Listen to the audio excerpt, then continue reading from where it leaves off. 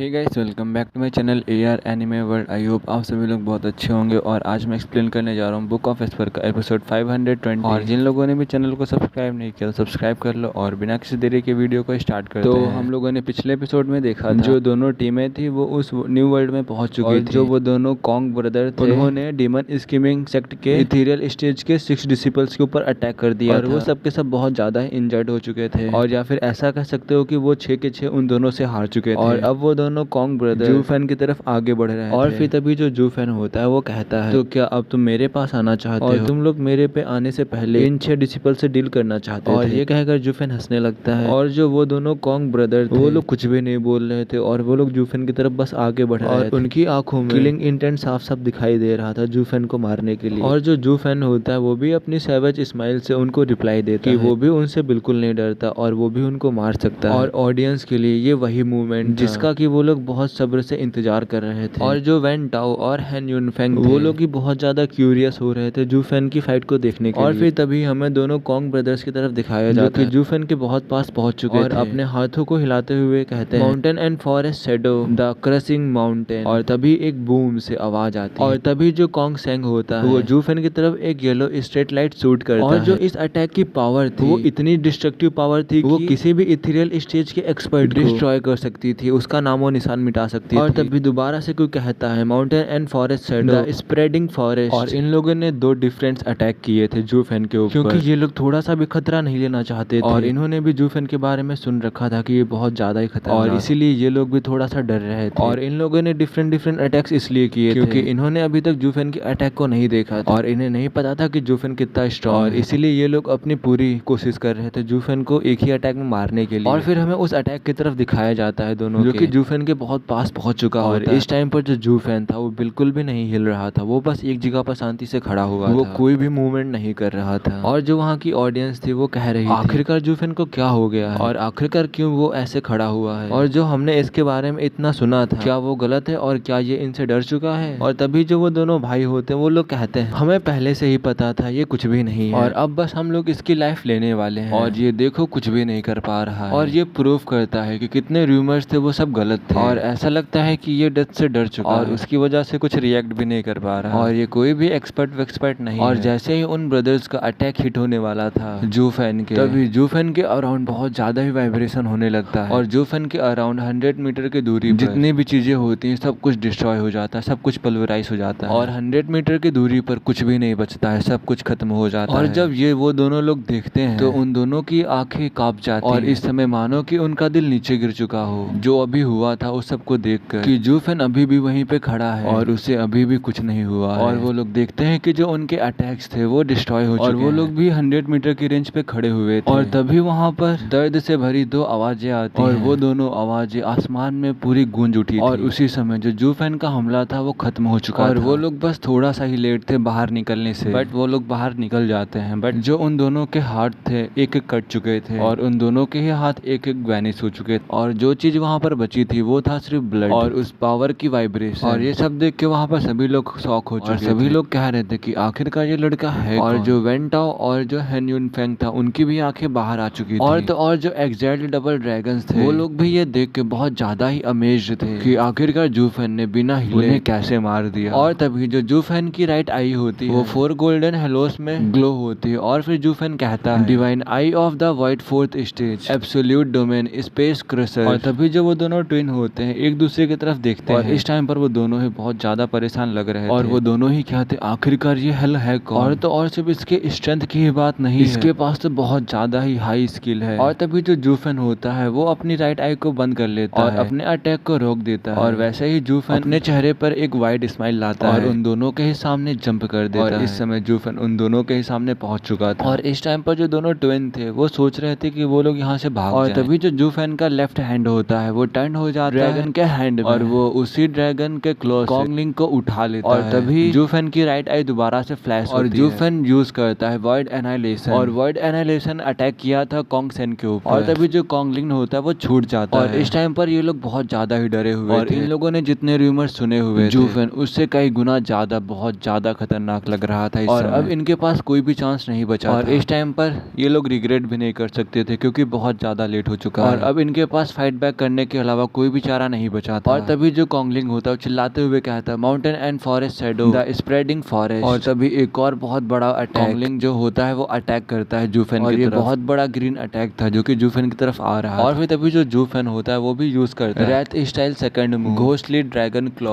और तभी जूफेन स्माइल करता है और उसके साथ और उसी क्लॉ में पर्पल लाइटनिंग को भी ले आता है मिक्स कर देता है। और फिर वैसे ही बैंग की आवाज आती है। और जो ये वाला एक्सप्लोजन हुआ था ये बहुत ही बड़ा एक्सप्लोजन। और इस अटैक के साथ में जो कॉन्गलिंग की बॉडी थी वो पूरी तरीके से डिस्ट्रॉय हो चुकी थी उसके अटैक के साथ में। और बस वहां पर ब्लड ही ब्लड रह गया था। और फिर तभी जो जूफेन का क्लॉ होता है वो नॉर्मल ह्यूमन हैंड में बदल जाता है। और इस टाइम पर सभी लोग वहां पर शॉक हो चुके थे। और फिर ये लिंक जब उस पर्पल लाइटनिंग को देखता है तो वो भी कहता है कि मैं एकदम सही था। अब पता नहीं इसका मतलब क्या, वो तो आगे जानेंगे। इस टाइम पर जो जूफेन था वो एक को डाउन करने के बाद अब जा रहा था कॉन्ग सेन की तरफ। और इस टाइम पर अपने भाई की ये हालत देखकर जो उसके भाई के साथ हुआ था इस टाइम पर कॉन्ग सेन बहुत ज्यादा ही डरा हुआ था। बट अगर वो यहाँ से भागता है तो क्या ये जूफेन से बच भी पाएगा, ये इस टाइम पर यही सोच रहा था। और वो जूफेन को अपने पास आता देख उसके अगेंस्ट फाइट करने के अलावा कुछ भी नहीं कर सकता था। और वो दोबारा से यूज करता है mountain and forest shadow the mountain. तभी दोबारा से एक बूम की आवाज आती है। और इस टाइम पर कॉन्ग सेन ने अपने दोनों ही पाल्म से अटैक किया था। और इस टाइम पर 1000 मीटर टॉल एक माउंटेन उसने जूफेन की तरफ फेंक दिया था। और तभी जो जूफेन होता है वो अपने आर्म किलिंग के आर्म में ट्रांसफॉर्म करता है और वो उस येलो माउंटेन को अपने किलिंग के आर्म से डिस्ट्रॉय कर देता है। और जूफेन के इस अटैक के साथ जो कैंग सॉन की बॉडी थी वो भी डिस्ट्रॉय हो चुकी थी। और इन दोनों की एंडिंग यहीं पर हो चुकी थी। और जो ऑडियंस थे वो लोग बिलीव नहीं कर पा रही थी इस चीज को। और वो सभी लोग कह रहे थे कि ऐसा मॉन्स्टर एग्जिस्ट कैसे कर सकता है और जो इसकी पावर है वो वर्ल्ड के बाहर है। और जूफेन ने अभी भी जो डिस्प्ले में दिखाया था वो सभी लोग देखकर अपनी अपनी सीट से कांपने लगे थे। और फिर तभी जो जी टियानसेन होता है वो कहता है मैं इसे जितनी बार देखता हूँ ये हमेशा ही मुझे न्यू दिखता है इंसान के जैसे जो कि एक न्यू एम्बिशन के साथ। और मैं अपने कल्टीवेशन के लिए जितने भी एफर्ट्स लगाता हूँ इसे देखकर मुझे बहुत ज्यादा ही पछतावा होने लगता है कि मेरी वो कल्टीवेशन इसके आगे कुछ भी नहीं है। और फिर जो वेन टाओ होता है वो हैन युनफेंग से कहता है तुमने तो पिछला मैच इसका देखा था और तुम कह रहे थे जूफेन इन्हें बस 15 मिनट्स में हरा देगा बट इसने तो कुछ सेकंड में ही इन्हें हरा दिया। और फिर जो हैन युनफेंग होता है वो कहता है आखिर मुझे कैसे पता हो सकता है और मैंने तुमसे पहले ही कहा था ये बहुत ज्यादा ही टेरिफाइड है। और जो उसका लास्ट पंच था मुझे लगता है उसमें इसने सारी पावर को यूज नहीं किया था। और मैं सोच भी नहीं सकता कि इसकी स्ट्रेंथ कितनी हो सकती है और इसकी स्ट्रेंथ कहाँ पे जाके खत्म हो सकती है। और आखिरकार इस जैसा फ्रीक डबल ड्रैगन गैदरिंग में कैसे अलाउ हो सकता है और हम लोग आखिरकार कैसे इससे कम्पीट कर सकते हैं। और फिर तभी हमें हेवन ड्वेलिंग सेक्ट के एल्डर की तरफ दिखाया जाता है जो कि इस टाइम पर बहुत ज्यादा ही परेशान हो चुका है। और जो एल्डर की होता है वो कहता है जो इस लड़के के रूमर्स थे वो एकदम ही सही थे और ये पंख सही में बहुत ज्यादा ही टेरिफाइंग एग्जिस्टेंस रखता है। और फिर हमें वू किंग-क्यू की तरफ दिखाया जाता है जो कि कहता है सही में इस लड़के की जो रिप्यूटेशन है इसको पार कर चुकी है और जो जूफेन है वो सही में बहुत ज्यादा ही आउटस्टैंडिंग है। और जो वो दोनों ट्विंस थे उन्हें सुपीरियर 3 सेक्ट भी आसानी से नहीं हरा सकते बट इस लड़के ने उन्हें ऐसे हरा दिया मानो कि ये दोनों कुछ भी ना हो उसके सामने। और फिर तभी जो जेनमू होता है वो कहता है अरे अभी तो तुमने कुछ देखा ही नहीं है और अभी तो तुम बस वेट करो जब तक कि वो ट्रू सैवेज बन नहीं जाता और तब तुम भी इसकी पावर देखोगे। और जेनमू भी इस समय अपने मिसरेबल एक्सपीरियंस को रिकॉल करता है जो जूफेन ने इसके साथ किया था। और फिर दोबारा से जेनमू कहता है अभी तो हमने इसकी सोल भी नहीं देखी है। और फिर तभी जो वू किंग-क्यू होता है वो कहता है क्या सोल, पर ये तो सिर्फ अभी रेडियन स्टेज के 3rd लेयर पर है और क्या अभी ही इसने अपनी सोल को फॉर्म कर लिया है। और इस समय जो वू किंग-क्यू का फेस था वो बहुत ज्यादा ही हैवी हो चुका था। ये सुनकर के जूफेन ने अपनी सोल को फॉर्म कर लिया है रेडियन स्टेज के 3rd लेयर पर होते हुए। और फिर जेनमू दोबारा से कहता है इसने सिर्फ अपनी सोल फॉर्म ही नहीं की, इसके पास और भी बहुत सारी चीजें और तो और इसके पास कुछ इनक्रेडिबल चीज भी है। और फिर जो वू किंग-क्यू होता है वो जेनमू की तरफ देखते हुए कहता है आखिरकार तुम्हें इन सब चीजों के बारे में कैसे पता और क्या तुमने उसको देखा है। और फिर तभी जो जेनमू होता है वो अपने सर को हिलाते हुए कहता है और फिर जो जेनमू होता है वो सब चीज बताता है कि क्या हुआ था उसके साथ और कैसे जूफेन ने सिस्टर चू को अपने हाथों में पकड़े हुए बिना ज्यादा कुछ किए उसको हरा दिया। और जब वू किंग-क्यू ये सुनता है वो बहुत ज्यादा हैरान हो जाता है और कहता है क्या उसने तुमको हरा दिया। और फिर तभी जो जेनमू होता है वो कहता है ऑफ कोर्स और ये सही में वेस्टरलैंड का बेस्ट एक्सपर्ट है। और फिर ये सुनकर जो वू किंग-क्यू होता है ये लिंक की तरफ देखने लगता है। और फिर वू किंग-क्यू ये लिंक से कहता है जूनियर ब्रदर सही में जो तुम्हारा अपोनेंट वो सही में बहुत ज्यादा ही स्ट्रांग है। और फिर जो जेलिंग होता है वो कहता है ऑफ कोर्स अगर वो इतना स्ट्रांग नहीं होता तो वो मेरा अपोनेंट कैसे होता। और मैंने तुम लोगों से पहले ही कहा था तुम दोनों ही उसके वर्दी नहीं हो उसके सामने फाइट करने के लिए और सिर्फ मैं ही हूँ जो उसका सामना कर सकता है क्योंकि हम दोनों चुने हुए दुश्मन हैं। और ये कहकर ये लिंक हंसने लगता है। और फिर तभी हमें जूफेन को दिखाया जाता है जो कि उन दोनों की सोल्स को पकड़ लिया था और उन दोनों की सोल्स को नष्ट करने जा रहा था। और फिर वो दोनों जो ब्रदर्स होते हैं वो कहते हैं क्या तुम हमें मारना चाहते हो और क्या तुम्हें पता है हम लोग हेवन टेलिंग सेक्ट के डिसिपल्स हैं और क्या तुम हमें मारना करना चाहते हो। और हम लोग हेड हैं टियान्यू के 3 गार्डियन सेक्ट के, और अगर तुम हमें मारोगे तो हमारा सेक्ट तुम्हारे पीछे पड़ जाएगा और तुम्हें मार डालेगा। और फिर तभी जो जूफेन होता है वो कहता है अब जो 3 गार्डियन सेक्ट का हेड होगा वो होगा डीमन स्किमिंग सेक्ट, और अब तुम्हारा सेक्ट चला जाएगा लोअर 3 सेक्ट में, और अब तुम्हारे इन बातों का कोई भी फायदा नहीं। और ये कहेगा जूफेन उन दोनों की सोल्स को डिस्ट्रॉय कर देता है, और उन दोनों की सोल एयर में वैनिश हो जाती है। और जो रेनकॉन्ग था वो ये सब कुछ देख रहा था कि वो दोनों कॉन्ग ब्रदर उसके आंखों के सामने कैसे एयर में डिसअपियर हो गए। और फिर जो जूफेन होता है वो कहता है और अब जो डीमन स्किमिंग सेक्ट है वो बन चुका है टियान्यू का 3 गार्डियन सेक्ट। और इस टाइम पर जो रेनकॉन्ग था वो डर के मारे बस जूफेन को देख रहा था, और इसने कभी भी जूफेन को एक्शन में नहीं देखा था। और बट जो आज इसने देखा वो काफी था उन रूमर्स में बिलीव करने के लिए, और इस टाइम पर ये सोच रहा था कि ये एक मॉन्स्टर से कम नहीं है और मुझे इसके साथ पंगा नहीं लेना चाहिए था। इसने तो सही में मुझे नंगा कर दिया। और इस टाइम पर जो रेनकॉन्ग था वो डर के मारे पूरा पसीने से भर चुका था, और जो रेनकॉन्ग के टीममेट्स थे वो रेडियन स्टेज पर थे, भी डरे हुए रेनकॉन्ग को देख रहे थे। और इस टाइम पर उन सबकी हालत बहुत खराब थी। और फिर तभी जो जूफेन होता है वो कहता है रेनकॉन्ग का मजाक उड़ाते हुए, यंग मास्टर अब तुम बताओ कौन कैट है कौन रैट है। और ये सुनकर जो रेनकॉन्ग था वो बहुत ज्यादा गुस्सा हो चुका था और अपने दांतों को पीसने लगा था। और फिर जो रेनकॉन्ग होता है वो कहता है क्या तुम मुझे मॉक कर रहे हो। और फिर जो जूफेन होता है वो भी अपना सर हिलाते हुए कहता है हाँ तुमने सही कहा, मैं यहाँ पर आया हूँ तुम्हें शर्मिंदगी महसूस कराने के लिए, तुमने जो कल हम लोगों के साथ किया था उसके बदले में मैं तुम्हें एक चांस देता हूँ। अगर रूल्स के हिसाब से देखा जाए तो यहाँ का जो डोर होगा वो ओपन हो जाएगा 6 घंटे में।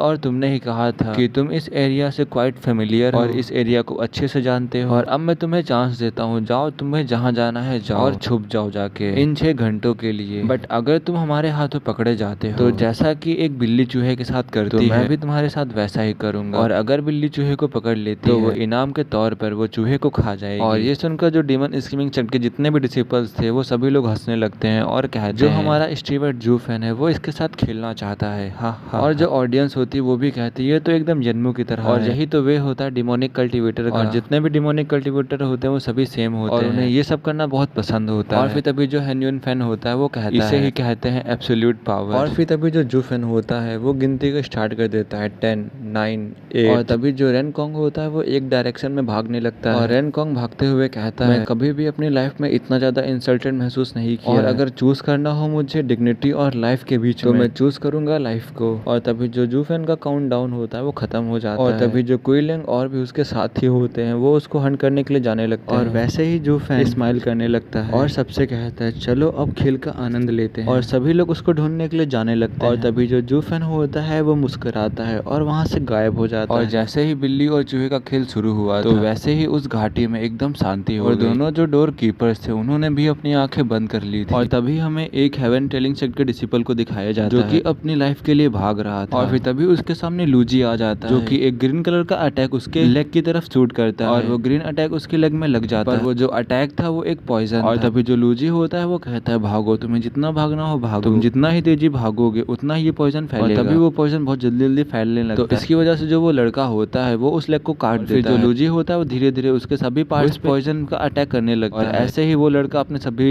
हैंड्स और लेग्स को काट देता है। और फिर लास्ट में जो लूजी होता है वो उसको मार देता है। और इस क्रुएल्टी को देखकर वहाँ पर सभी लोग हैरान थे, और ये मैच सिर्फ वन साइडेड लग रहा था। और इस क्रुएल्टी को जो एग्जाइल्स होते हैं वो भी नहीं देख पाते, वो भी अपनी आंखों को बंद कर लेते हैं। और इस टाइम पर जूफेन कहीं भी नहीं दिख रहा था, मानो कि जूफेन इस समय गायब हो गया। और जूफेन तब से ही गायब था जब से ये हंट होना स्टार्ट हुआ था। और तभी डीप फॉरेस्ट में एक फिगर अपीयर होता है, और ये अपना जूफेन ही होता है। और वो अपने आसपास देखता है और कहता है गुड, ये जरूर ही यहाँ का ब्लाइंड पॉइंट होगा मॉनिटरिंग एरे में। और तभी जो जूफेन का हैंड होता है वो स्पार्क होता है, और उसके हैंड में एक सीक्रेट स्टोन आ जाता है। और जूफेन के हैंड में जो ब्लैक एनर्जी होती है वो आने लगती है और उस सीक्रेट स्टोन को डिसॉल्व कर जाती है। और जूफेन फोकस कर रहा था ड्रिफ्टिंग स्पिरिचुअल एनर्जी के ऊपर। और तभी जूफेन कहता है हाँ वहाँ पर। और जूफेन एक बार फिर से दूसरी प्लेस पे जाता है, और वहाँ की जो स्पिरिचुअल एनर्जी थी वो बहुत ज्यादा ही थिक थी। और फिर तभी जो जूफेन होता है वो कहता है मुझे पता था ये वेस्टर्न लैंड की सेक्रेट माइन, और आखिरकार कौन ही कह सकता है ये लोग सेक्रेट माइन को यहाँ पर सील करके रखेंगे। और उस डिस्टेंट माउंटेन रेंज को देख जो जूफेन का दिल था वो शिवर करने लगा। और जूफेन जैसे ही यहाँ पर आया था उसे यकीन हो गया था यहाँ पर कोई ना कोई सेक्रेट माइन जरूर है, क्योंकि ये किसी और का घर था इसीलिए यहाँ पर बहुत ही ज्यादा निगरानी रखी जाती थी। और डबल ड्रैगन मैनर के नाक के नीचे से खजाना लेना एक फांसी के फंदे से कम नहीं और इसीलिए जो जूफेन था उसने हेवन टेलिंग सेक्ट को हंट करने का बहाना बनाया। और इसीलिए जूफेन ने अपने डिसिपल से कहा था कि तुम लोग थोड़ा टाइम लेकर उसे इतनी जल्दी मत मारना, ताकि जूफेन को थोड़ा टाइम मिल मिल सके। और अब जो जूफेन है वो यहाँ पर आ चुका है और जितने भी डाउट थे वो सारे क्लियर हो चुके हैं।